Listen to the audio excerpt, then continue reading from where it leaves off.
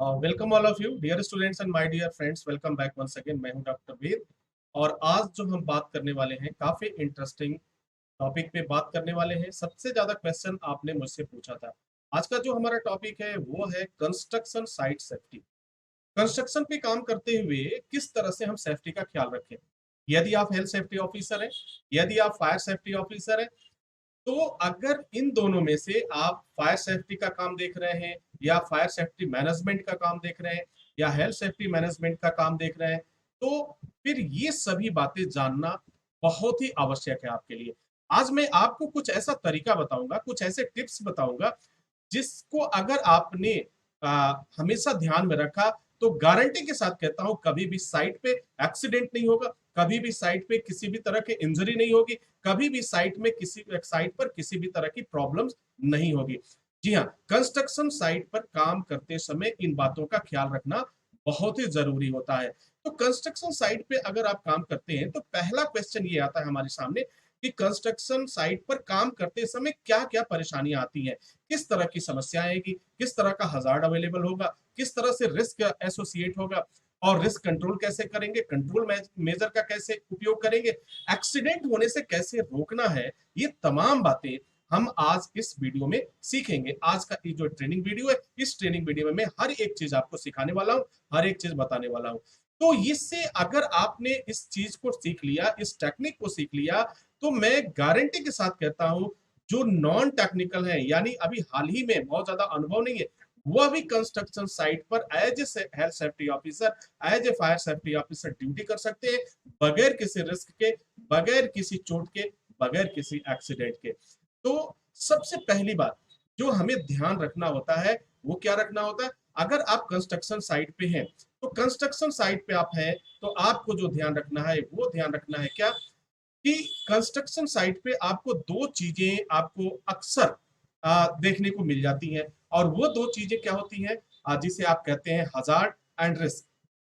तो हजार्ड और रिस्क और दोनों का कॉम्बिनेशन जो होता है, इसके बाद आता है बारी किसकी, रिस्क कंट्रोल की। यानी अगर हजार्ड है तो रिस्क की पॉसिबिलिटीज बनेगी। आप बहुत अच्छी तरह से जानते हैं कि पूरी दुनिया में कोई भी ऐसा स्थान नहीं है, कोई भी ऐसी जगह नहीं है जहां पे हजार्ड अवेलेबल ना हो, जहां पे किसी तरह का हजार्ड अवेलेबल नहीं हो।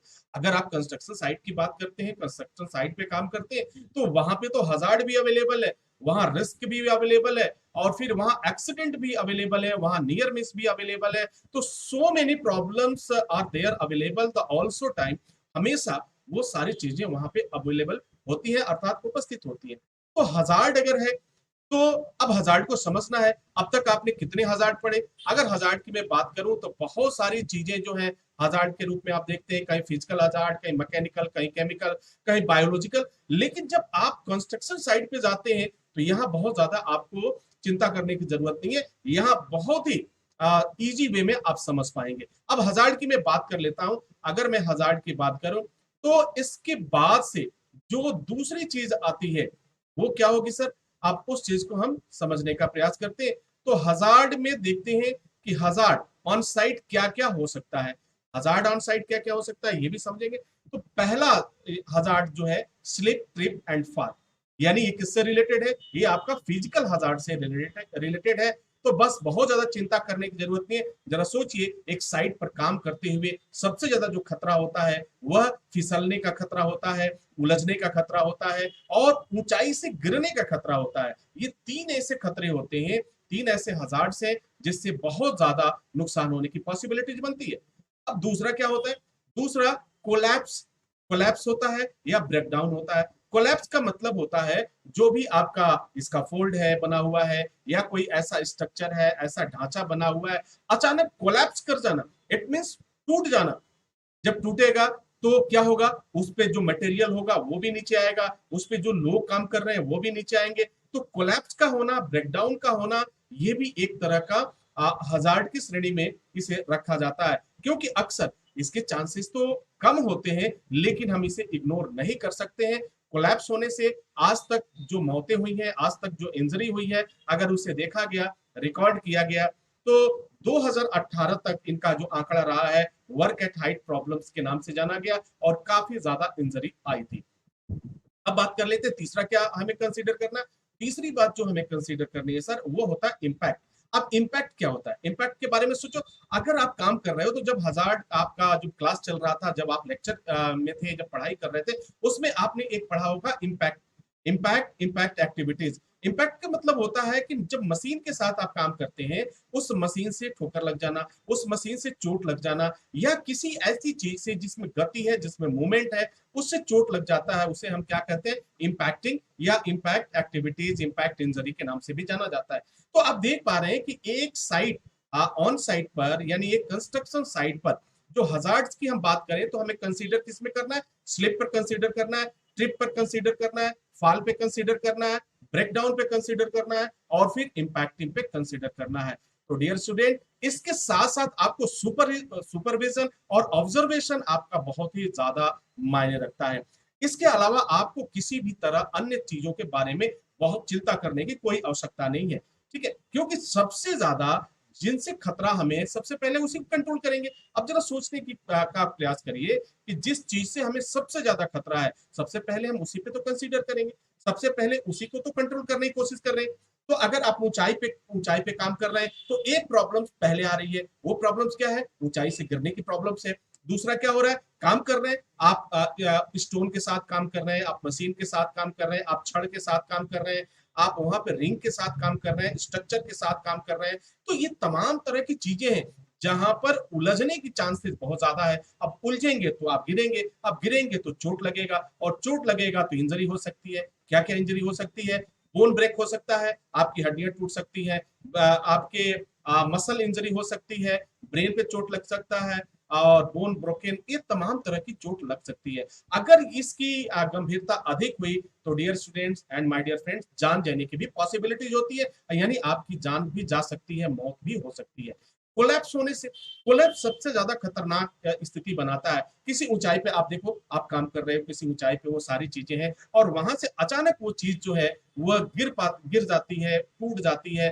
तो क्या होता है? मटेरियल के साथ साथ उस पे जो वर्कर होते हैं, जो एम्प्लाई होते हैं, वो भी नीचे आते हैं। मटेरियल से दबने से उनकी मौत हो जाती है, चोट चोट लगने से उनकी मौत हो सकती है, या बहुत ही जो है हम कह सकते हैं सीरियस इंजरी होती है, फैटेलिटी की स्थिति आ जाती है, मौत की स्थिति आ जाती है। इम्पैक्टिंग भी बहुत ज्यादा होता है। अब क्या करें?